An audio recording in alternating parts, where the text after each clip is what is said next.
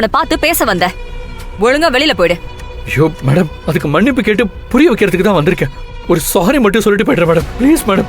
இத பார், இப்ப அவன் உன் மேல இருக்கிற கோவத்துல உன்னை நேருக்கு நேர் பார்த்தானா என்ன பண்ணுவான்னு எனக்கே தெரியாது. மரியாதை இங்க இருந்து போயிடு. என்ன வேணா பண்ணட்டும் மேடம், எனக்கு அதை பத்தி எல்லாம் கவலையே இல்லை. நான் அவரை பார்க்காம போக மாட்டேன். தம்பி சொல்லுப்பா.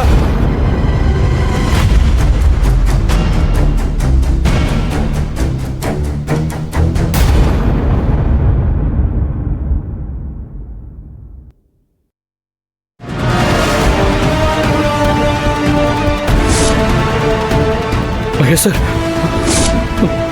மகேஷ் சார். டேய், எதுக்குடா இங்க வந்த? சார், நான் உங்களை பார்க்க தான் சார் வந்தேன். நடந்த எல்லா தப்புக்கும் நான் உங்கள்கிட்ட மன்னிப்பு கேட்க வந்தேன் சார். சார், நான் உங்களை ஏமாத்தணும்னோ உங்களுக்கு துரோகம் பண்ணணும்னோ நான் என்னைக்குமே நினைச்சதில்லை சார். சார், வேணா உங்க கோவம் தீர எவ்வளவு வேணாலும் அடிச்சுக்கோங்க சார். ஆனா தயவு செஞ்சு பேசாம மட்டும் இருக்காதீங்க சார், பிளீஸ் சார். என் வீட்டுக்குள்ள வந்து என்கிட்ட பேசுற தகுதிய நீ எப்பவோ இழந்துட்ட. போடா வெளிய. சார், சார் ஒரு நிமிஷம், நான் சொல்றத கொஞ்சம் கேளுங்க சார். நீ சொல்றத கேட்டு நம்புற மகேஷ் எப்பவோ செத்துட்டான். போடா வெளிய. Sir sir please please sir. Sir sir உங்க காலில் வேணா விழுகிறேன் சார், என்ன மன்னிச்சிருங்க.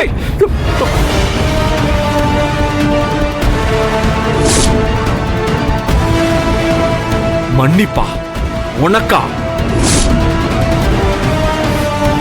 போடா போ.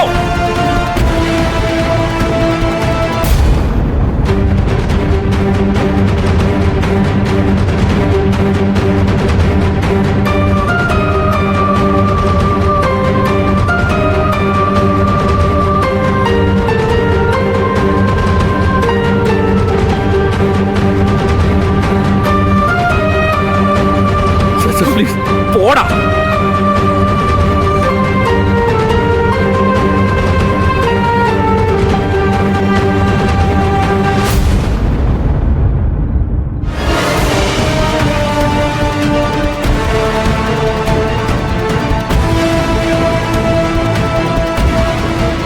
உன்னை இனி இந்த பக்கம் பார்த்த கொன்று வேண்டாம் துரோகி. போடா. Sir, Mahesh sir, sir sir sir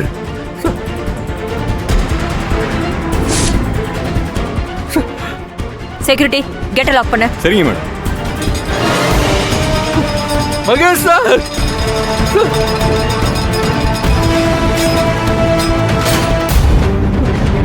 அன்பு,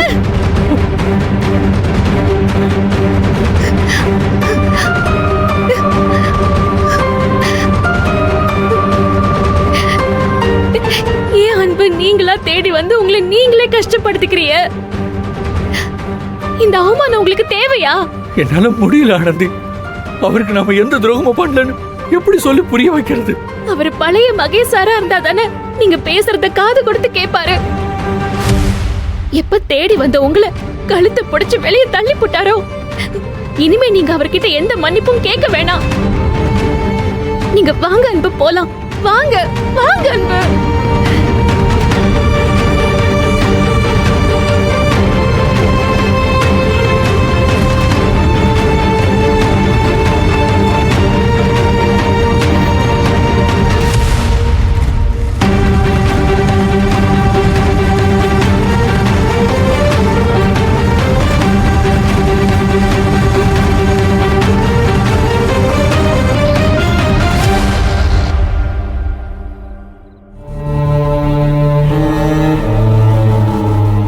என் புள்ள தானடா நீ?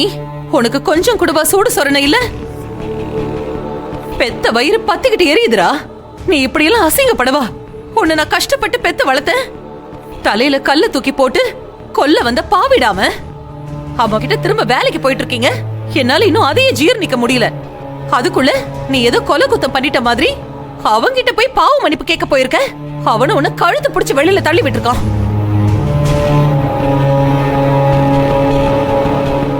மான மரியாதை உள்ள யாராவது அவன் வீடு தேடி போவாங்களா?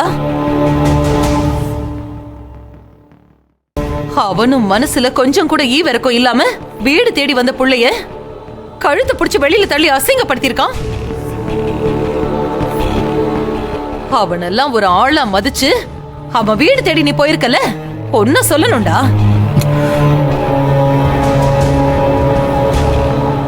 பெத்த புள்ள மாதிரி நினைச்ச அவன ஏன் புள்ளைய அசிங்கப்படுத்தி பாக்குறான். அவன் என்னைக்காவது என்கிட்ட அவன் மாட்டுவான். உனக்கு காதலிக்க அடுத்தவனோட காதலி தான் கிடைச்சாலான்னு நாக்க புடுங்கிக்கிற மாதிரி 4 வார்த்தை நறுக்குன்னு கேக்குறேன். காசு பணம் இருந்தா அப்படியே அவ கண்ணை மறைச்சிரும். மா, நான் என்ன செத்தா போயிட்டேன்? எதுக்கு சும்மா லபலபன்னு கத்திக்கிட்டு இருக்க? கொஞ்ச நேரம் சும்மா இருக்கியா? இப்ப எதுக்குடா அம்மாவை நீ கத்துற? நான் விளையாட்டுக்கு வாடா போடான்னு சொன்னாலே என்கிட்ட கோவப்பட்டு சண்டை போடுற. இப்ப மகேஷ் விஷயத்துல மட்டும் ஏன்டா உனக்கு ரோஷமே வர மாட்டேங்குது? அந்த ஆளை தேடி போய் இப்படி அசிங்கப்பட்டுக்கிட்டு இருக்க, உனக்கு என்ன தலையெழுத்தா?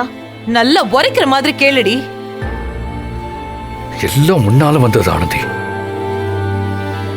டேய், எதுக்கு இப்ப என் மருமகளை முறைக்கிற? இப்ப இந்த அசிங்கத்தை எங்க கிட்ட சொன்னதுக்காகவா? உன் கூட சேர்ந்து அவளும் வெளியில நடந்த அசிங்கத்தை என்கிட்ட சொல்லாம இருந்தா உனக்கு நல்லா இருக்கும் இல்ல?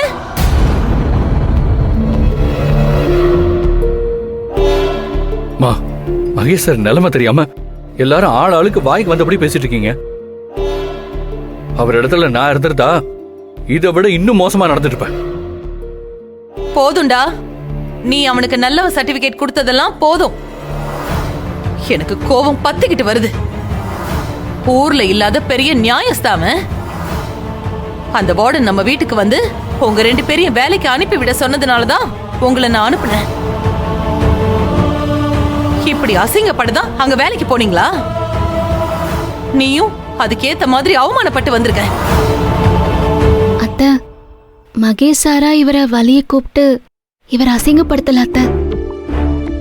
இவர்தே அங்க போய் பேசி அவமானப்பட்டு வராரு.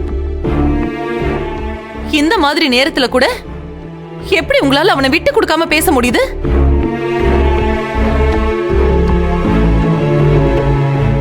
நல்ல மகன், நல்ல மருமக எனக்குன்னு வந்து வாச்சிருக்கீங்க பாரு. இனிமே வார்டன் இல்ல, யார் வந்து சொன்னாலும் நீங்க 2 பேரும் அந்த கம்பெனிக்கு வேலைக்கு போக கூடாது. எனக்கு என் மருமக மானம் தாண்டா முக்கியம்.